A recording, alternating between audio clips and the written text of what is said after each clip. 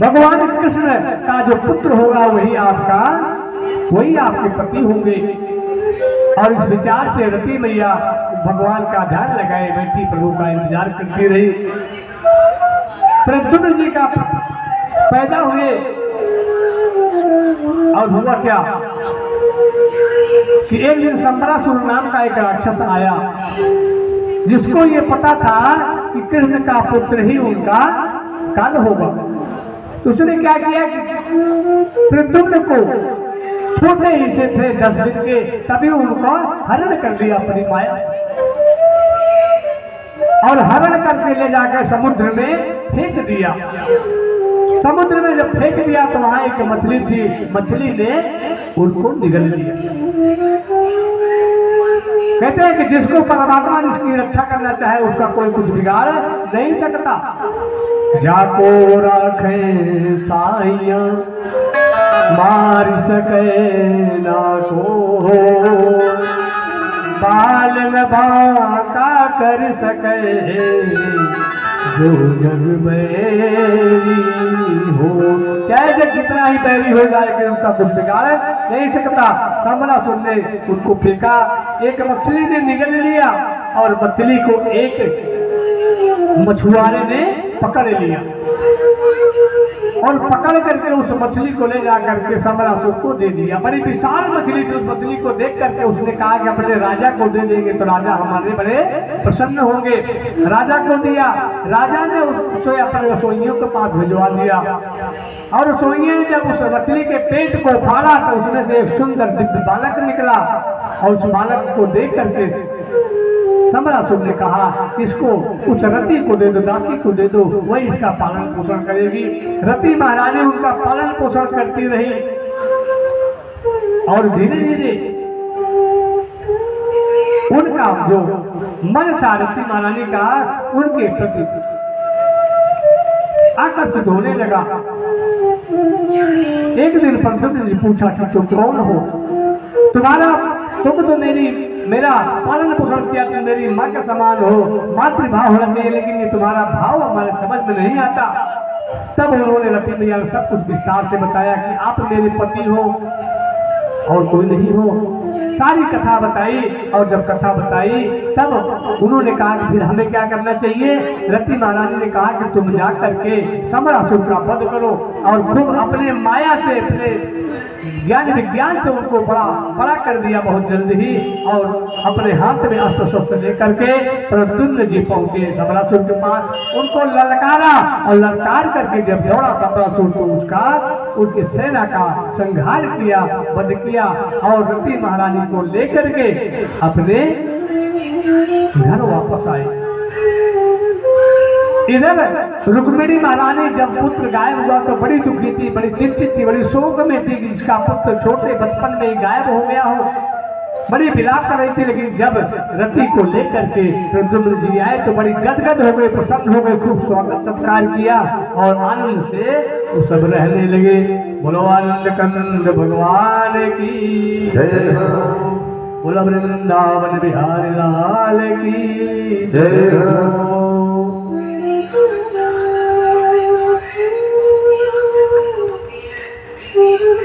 परीक्षित महाराज ने कहा कि महाराज हमने सुना है कि भगवान के अनेकों विवाह हुए हैं, कब हुए, कहाँ हुए, कैसे हुए, सारे विवाहों के बारे में विस्तार से बताएं। सुखदेव जी महाराज ने कहा कि एक विवाह तो ये भीष्म के पुत्र रुक्मिणी महारानी के साथ संपन्न हुआ। दूसरा विवाह संपन्न हुआ एक सत्राजित नाम के एक राजा थे, जिनके पास एक समंतक मणि थी, एक मणि जो 8 भार नित्य सोना देती थी, जो सोना नित्य देती थी। तो एक बार ये दुवंशियों ने जब देखा कि 8 बार सोना देती है तो जाके राजा से कहा कि ये मणि हमारे द्वारकाधीश को दे दो, हमारे राज्य में काम आएगा। लेकिन उन्होंने मना कर दिया। तो एक दिन क्या हुआ कि उन्हीं का भाई प्रसेन एक दिन उस मणि को अपने गले में पहन कर शिकार खेलने के लिए जंगल में गया। वहां पहले जंगली जानवरों से उनका युद्ध हुआ, और युद्ध में उनका भाई मारा गया। जब मारा गया और उसकी मणि वहां से गायब हो गई, जब ये सत्राजित को पता चला तो बड़े चिंतित हुए, दुखी हुए, अपने भाई की मृत्यु को सुन करके बड़े दुखी हुए और अपनी पत्नी से कहते हैं कि हे देवी, हमें तो लगता है कि द्वारकाधीश ने ही मेरे भाई को मरवाया है, क्योंकि वही मणि मांग रहे थे, उनको मैंने मणि नहीं दिया, इसलिए मेरे भाई को मरवा करके मणि को ले लिए हैं। लेकिन हे देवी, इस बात को कभी किसी से कहना मत, जब तक कि ये बात स्पष्ट ना हो जाए कि उन्होंने ही इस मणि को लिया। लेकिन माताओं का स्वभाव होता है कि उनके मन में बात पचती नहीं है, क्योंकि ये श्राप है। युधिष्ठिर महाराज ने दिया था कुंती महारानी को, अपनी मां को श्राप दिया था। जब महाभारत का युद्ध समाप्त हुआ, कर्ण मारा गया, जो युधिष्ठिर का बड़ा भाई कर्ण, कुंती का बड़ा पुत्र कर्ण जब मारा गया और ये बात युधिष्ठिर को पता चली कि मेरा बड़ा भाई था जो मारा गया, तब उन्होंने कहा कि माँ, तुमने इस बात को मुझे पहले क्यों नहीं बताया कि इन हाथों से मैंने इन्हीं हाथों से अपने भाई का वध किया है, और तुमने इस राज को छुपाया क्यों? मैया कुंती चुप रह गई। तब उन्होंने श्राप की दिया कि हे माँ, जो मैं श्राप देता हूँ कि कोई भी स्त्री किसी भी गुण रहस्य को कभी छुपा नहीं पाएगी, किसी विशेष बात को छुपा नहीं पाएगी, इनके मन में बात पचती नहीं और किसी न किसी से ये बता ही देती है। उन्होंने भी अपने अगल बगल कहा और अगल बगल से द्वारकापुरी तक पहुंच गई बात की इस मणि को द्वारकाधीश ने ही लिया है। अब जब भगवान के ऊपर ये कलंक लगने लगा, लांछन लगने लगा, तो भगवान ने कहा कि ठीक नहीं है, और वो निकले उस मणि की खोज में, उस जंगल में गए जहाँ उसका भाई गया था। उस जंगल में जब गए तो वहां देखे कहीं खून के रक्तों के निशान मिले, और उसी रक्त के माध्यम से भगवान पहुंच गए एक गुफा में। और गुफा में जब प्रवेश किया तो वहां देखा कि एक बच्ची जो है उसी मणि से खेल रही थी। उस मणि से जब खेलते हुए देखा तो भगवान ने उसको लेने का प्रयास किया। इतने में वहां से जामवंत जी निकले। जामवंत जी जब निकले तो उन्होंने कहा कि तुम कौन हो? मेरी गुफा में मेरी इजाजत के बिना तुम्हारा प्रवेश कैसे हुआ? कौन हो तुम? इधर बिना मुझसे परमिशन पूछे आप अंदर आ गए। बोले ये मुझे मणि चाहिए। बोले ये मणि तो मैंने अपनी बेटी के लिए लाया, मैं मणि किसी को दे नहीं सकता। भगवान ने कहा कि नहीं, ये मणि तो मुझे चाहिए, देना पड़ेगा। उन्होंने कहा कि अगर तुमको इस मणि को लेना है तो मुझसे युद्ध करना पड़ेगा, युद्ध करके अगर तुम ले सकते हो तो ले जाओ। भगवान का और जामुन का युद्ध शुरू हुआ। 27 दिनों तक युद्ध चला प्यारे, और युद्ध करते करते करते करते 27वें दिन भगवान ने ऐसा मुक्का मारा जामुन के जीवों पर कि उनके सारा मुंह के बल गिर पड़ते हैं नीचे और अस्वस्थ हो जाते हैं, अचेत हो जाते हैं। और जब उठे जामुन जी तब उन्होंने ध्यान लगाया कि मुझे तो सिर्फ प्रभु ही हरा सकते हैं और कोई हरा नहीं सकता। अब ध्यान लगाया और ध्यान लगाया तो जान गए कि ये कोई और नहीं है, हमारे राम जी ही है, कृष्ण रूप में आए हैं। उनके चरणों में दंडोत किया, क्योंकि रामावतार में जब जामवंत जी युद्ध समाप्त हुआ तो जामवंत जी ने एक दिन भगवान से कहा, हे प्रभु, सबने तो खूब युद्ध में लड़ाई की, लेकिन मेरी लड़ाई अभी तक किसी से हुई नहीं है। मैं भी युद्ध करना चाहता हूँ, किससे युद्ध करूं? भगवान ने कहा कि देखो, अब इस समय छोड़ो, अगली बार जब हम अवतार लेंगे तो तुम मुझसे खूब युद्ध कर लेना, जितनी इच्छा हो जी भर के युद्ध करना और अपने बल पराक्रम का पूरा इस्तेमाल करना। वही आज प्रभु जामवंत जी वही है और राम जी आए और आज तो भीषण युद्ध हुआ।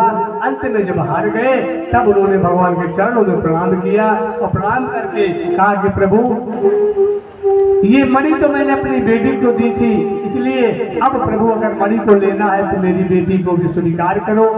भगवान ने उनकी बेटी के साथ उनकी बेटी को स्वीकार किया और मणि को लेकर के आए। अब जब घर में अपने महल में आए तो देखो जामवंत जी रीछ भालू थे। रीछ भालू की बेटी रीछ भालू ही होगी, कैसे होगी, कितना उसका स्वरूप होगा, कैसा? तो भगवान ने कहा कि कुछ करना चाहिए। भगवान ने क्या किया कि ले आकर के अपने एक कमरे में जो है इनको जामवंती को बंद कर दिया और जामवंती से कहा कि जब तक मैं न कहूं तब तक दरवाजे खोलना मत, चाहे जो जितना कहे इस दरवाजे को बंद ही रखे रहना। उन्होंने कहा ठीक है। अब उनको कमरे में बंद किया और स्वयं गए रुक्मिणी महारानी के पास और कहा कि देवी आज तुम्हारे लिए मैंने एक और विवाह करके आया हूं जो तुमसे तुम्हारे ही समान सुंदर है। रुक्मिणी महारानी ने कहा कि हमारे ही समान सुंदर है, कौन है? चल के जरा देखे, हम भी तो हमसे भी सुंदर और हमारे बराबर सुंदर कौन हो सकता है? चल के देखे। रुक्मिणी महारानी आई, दरवाजा खटखटाने लगी, जरा खोलो बहू, खोलो बहू, कौन हो? जरा खोलो, हम भी तुम्हारा दर्शन करें, कौन हो? लेकिन जामवंती ने उस दरवाजे को खोला नहीं, और जब नहीं खोला तब रुक्मिणी महारानी को क्रोध आ गया और उन्होंने कहा कि हमें लगता है कि हमसे भी सुंदर है, इसलिए दरवाजा नहीं खोल रही है। उन्होंने श्राप दिया कि हे देवी, तुम्हें जिस सुंदरता पर अभिमान है, मैं जाओ तुम्हें श्राप देता हूँ कि तुम भी मेरे जैसी हो जाओ। बोलो वृंदावन बिहारी लाल की जय हो। तो जामवंती तो वैसे भी रीछ भालू की तरह थी, उनका स्वरूप कैसा था, लेकिन अब जो है रुक्मिणी महारानी के समान वो भी हो गई, क्योंकि उन्होंने श्राप दे दिया, उन्हीं का स्वरूप बन गया। और अब जब दरवाजा खोला, उनका दर्शन किया तो भगवान भी गदगद हो गए, क्योंकि भगवान तो चाहते ही थे कि इनका स्वरूप सुंदर हो जाए, रीछ भालू का स्वरूप ना रह जाए, अच्छा स्वरूप इनका हो जाए। एक दूसरा विवाह ये संपन्न हुआ।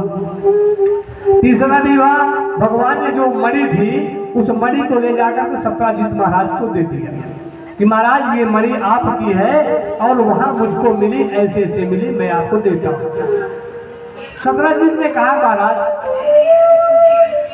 अब इस मणि को क्या करेंगे? आप इस मणि को रखिए महाराज, अगर हम इस मणि को ले लेते हैं तो लोग मेरे ऊपर ताना कसेंगे, कुछ अनाप शनाप बातें कहेंगे, इसलिए मैं इस मणि को नहीं दूंगा। अगर इस मणि को आप देना चाहते हो तो सबसे पहले मेरी बेटी का विवाह जो है अपने साथ, मेरी बेटी को स्वीकार करो। सत्राजित ने कहा, भगवान ने कहा कि ठीक है, मैं आपकी बेटी को भी स्वीकार करता हूँ। सत्यभामा का विवाह इस प्रकार भगवान का तीसरा विवाह सत्यभामा जी के साथ हुआ, उनको स्वीकार किए उस मणि को। अब सत्राजित ने कहा कि महाराज इस मणि को लेकर के जाइए। भगवान ने कहा कि नहीं, इस मणि को मैं नहीं ले सकता। बोले महाराज ये तो मैंने अपनी बेटी को दे दिया, तो मणि भी उसकी। उन्होंने कहा ना, अगर आप तुम चाहते हो इस मणि को देना तो ठीक है, लेकिन इस मणि को अपने पास रखो। ये जो 8 भार सोना देती है, इस सोने को हमारे यहाँ भेजते रहना, लेकिन इसको तुम अपने पास रखो। वो उसके पास दे दिए और सत्राजित महाराज की उसमें से जो मणि निकलती उसको भगवान के पास भेजते रहते। इस प्रकार भगवान का तीसरा विवाह संपन्न हुआ। बोलो द्वारिकाधीश महाराज की जय हो, कंद भगवान की जय हो। चौथा विवाह, एक बार भगवान अपने प्रिय पांडवों से मिलने के लिए द्वारिका से दिल्ली आए, इंद्रप्रस्थ आए। दिल्ली का ही प्राचीन नाम इंद्रप्रस्थ नगरी है। वहां पर आए तो एक दिन भगवान और अर्जुन घूमने के लिए निकले, और जब निकले तो यमुना तट पर उन्होंने देखा कि एक कन्या जो है वो तपस्या कर रही है। भगवान ने जब उस कन्या को तपस्या करते हुए देखा तो भगवान ने कहा कि अर्जुन जरा देखो ये कौन है, किसकी तपस्या कर रही है। अर्जुन जाकर के उसके पास पूछते हैं कि देवी तुम कौन हो, किसकी तपस्या कर रही हो, यहाँ क्यों हो? उस कन्या ने बताया कि हे महाराज, मैं भगवान कृष्ण को द्वारिकाधीश को पति रूप में पाना चाहती हूँ, इसीलिए मैं तपस्या कर रही हूँ। अर्जुन ने आकर भगवान को बताया कि प्रभु आपके तो हमें लगता है कि 10 उंगली घी में है, जहाँ देखिए वहाँ आपके लिए सब लोग परेशान हैं। ये आपको पति रूप में पाना चाहती है। भगवान ने कहा कि ठीक है, जाकर के उनको भी स्वीकार करते हैं। उसके साथ विवाह संपन्न होता है। ये भगवान का चौथा विवाह संपन्न हुआ और उसका नाम था कालिंदी। कालिंदी के साथ ही चौथा विवाह संपन्न हुआ। 5वां विवाह कहते हैं कि उज्जैन देश के राजा थे बिंद और अरविंद, उनकी बहन का नाम था मित्रविंदा।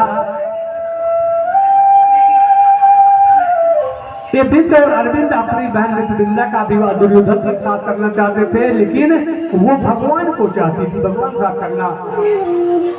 भगवान की माला जप रही थी तो उन्होंने एक स्वयंवर रचा और स्वयंवर में कहा कि जो जिसको ये वरण करेगी वही उसी के साथ इनका विवाह होगा। और स्वयंवर में भगवान भी पहुंचे और उसने मित्रविंदा ने भगवान के गले में जयमाला डाल दी। इस प्रकार भगवान का पांचवा विवाह जो है मित्रविंदा के साथ संपन्न हुआ। बोलो द्वारिकाधीश महाराज की जय हो। छठा विवाह जो है कौशल नरेश नग्नजित, जिनकी बेटी का नाम था सत्या देवी। उनके पास 2 बैल थे और उन्होंने एक प्रतिज्ञा रखी कि जो मेरे इन बैलों को नाथ लेगा उसी के साथ मैं अपनी बेटी का विवाह कर दूंगा। 7 बैल थे, जो 7 बैलों को एक बार में नाथ देगा उसी के साथ मैं अपनी बेटी का विवाह करूंगा। बहुत सारे राजा आए, कोई भी उनको नाथ ना पाए, लेकिन भगवान ने 7 रूप बना करके एक भी बार में 7 बैलों को नाथ करके नाथ लिया और उसके साथ विवाह संपन्न किया। बोलो आनंद कंद भगवान की सत्या देवी के साथ विवाह संपन्न हुआ। और अगला विवाह वसुदेव जी की एक छोटी बहन थी जिसका नाम था श्रुतकीर्ति। वसुदेव जी की बहन थी श्रुतकीर्ति और ये भगवान की बुआ लगती थी। श्रुतकीर्ति कृष्ण से बड़ा स्नेह करती थी और उनसे अपना संबंध प्रगाढ़ करना चाहती थी, लेकिन इसलिए उन्होंने अपनी बेटी भद्रा का विवाह जो है भगवान कृष्ण के साथ द्वारिकाधीश के साथ कर दिया। ये भगवान का 7वां विवाह संपन्न हुआ। और 8वां विवाह एक बार भगवान ने ऊपर चक्र में घूमती हुई मछली का नीचे प्रतिबिंब देख करके उस मछली का लक्ष्य भेदन कर दिया। एक बार में लक्ष्य भेदन करने से मध्य देश के राजा ने अपनी कन्या लक्ष्मणा का विवाह भी इनके साथ कर दिया। इस प्रकार भगवान का 8 विवाह संपन्न हुआ। परीक्षित ने कहा महाराज की 8 तो हुआ, लेकिन मैंने एक सुना है कि 16,100 विवाह एक ही दिन में एक बार में संपन्न हुआ है, वो कैसे हुआ मुझे बताएं। सुखदेव जी महाराज कहते हैं कि एक राजा थे, भौमासुर राक्षस था, और उसने संकल्प किया था कि मैं 20,000 विवाह एक दिन में एक बार में संपन्न करूंगा। तो वो क्या करता था कि जितने भी राजाओं की कन्याओं को जीतता था उनको ले आता था, अपने कारागार में बंद कर देता। 16,100 कन्याओं को बंद कर चुका था और 20,000 कन्याओं के साथ विवाह करने का संकल्प ले रखा था। अभी कुछ बची थी इसलिए उनका विवाह संपन्न नहीं हुआ था। तो 16,100 कन्याएं जो है ये बड़ी दुखी थी। भगवान को पता चला, भगवान आए और उस भौमासुर का संहार करके उसकी सेना का संहार करके भगवान ने जो है 16,100 कन्याओं को मुक्त कराया। और मुक्त कराने के बाद जब बाहर निकाला तो कन्याओं ने कहा कि प्रभु आपने मुझे मुक्त तो करा दिया, बहुत सुंदर किया आपने, लेकिन मैं अब ये जानना चाहती हूँ कि मुझे स्वीकार कौन करेगा, मुझे कोई स्वीकार नहीं करेगा। भगवान ने कहा हे देवी आप चिंता मत करो, जिसके लिए संसार के सारे रास्ते बंद हो जाते हैं उसके लिए मेरा दरवाजा हमेशा खुला रहता है। तुम लोगों को कोई स्वीकार नहीं करेगा, लेकिन तुम्हें मैं स्वीकार करता हूँ। एक साथ 16,100 कन्याओं का विवाह भगवान ने एक ही दिन में संपन्न किया। बोलो द्वारिकाधीश महाराज की जय हो। बोलो आनंद कंद भगवान की जय हो। इस प्रकार भगवान के 16,108 विवाह संपन्न हुए और प्रत्येक रानी से 10-10 बेटे और एक बेटी का जन्म हुआ। अब जोड़े लीजिए कि उनका परिवार कितना भगवान का लंबा हो गया। एक दासी एक रानी से 10 बेटे और एक बेटी का जन्म हुआ। अब उनके बेटों से कितने लोगों को जन्म हुए, कितने परिवार उनका बढ़ा।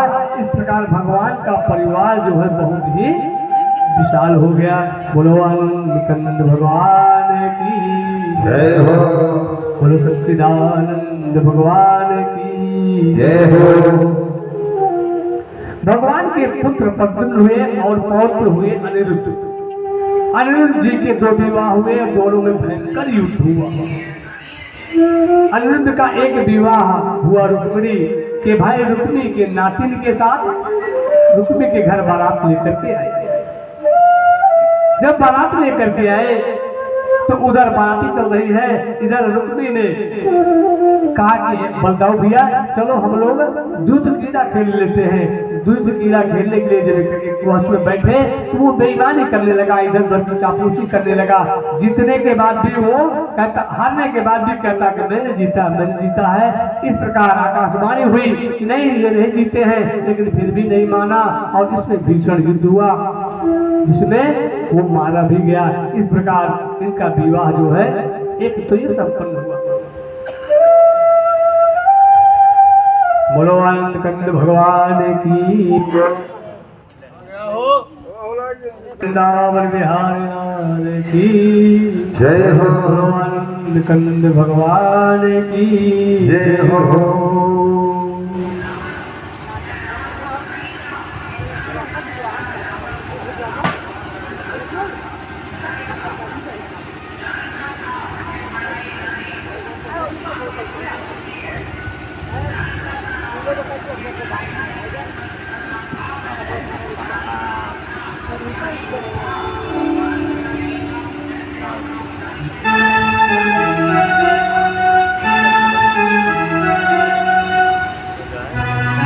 बोलो सच्चिदानंद भगवान की जय हो। भक्त बड़े प्रेम से कहते हैं, भक्त बड़े प्रेम भाव से कहते हैं, क्या कहते हैं कि अब सौंप दिया इस जीवन का सब भार तुम्हारे हाथों, ये सब भार तुम्हारे हाथों में।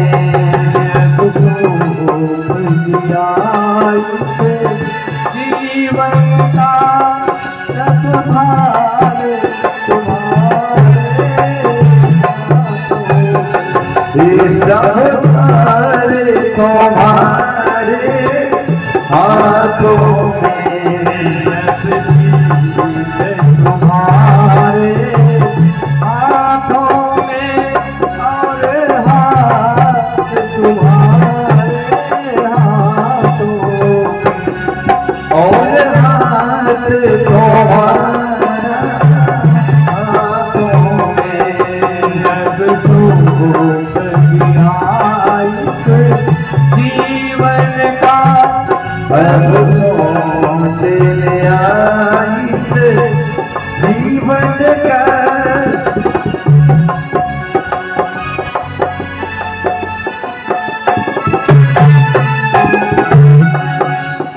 आगे मेरा इससे बस एक यही, मेरा रिश्ते बस एक यही। एक बार तुम्हें पा जाऊं, एक बार तुझे पा जाऊं मैं।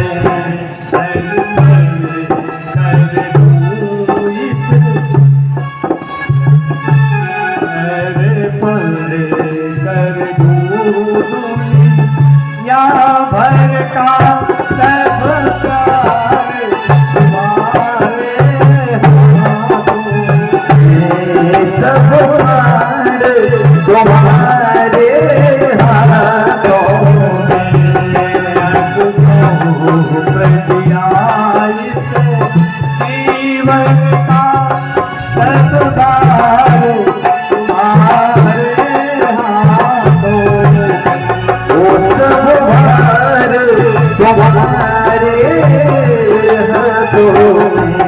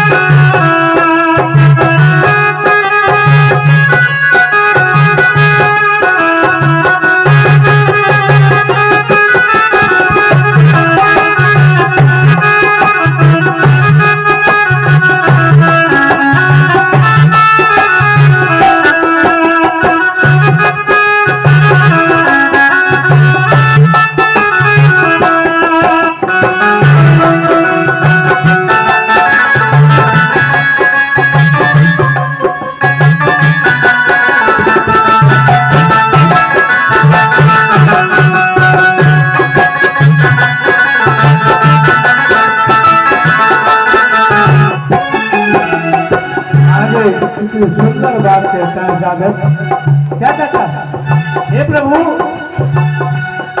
मुझ में तुझ में बस भेद यही, मुझ में तुझ में बस भेद यही, मैं करे हूँ तुम नारायण,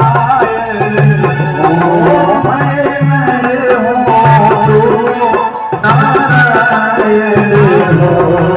मैं हूँ संसार के हाथों में, मैं हूँ संसार के हाथों में, संसार तुम्हारे हाथों में, हे संसार तुम्हारे हाथों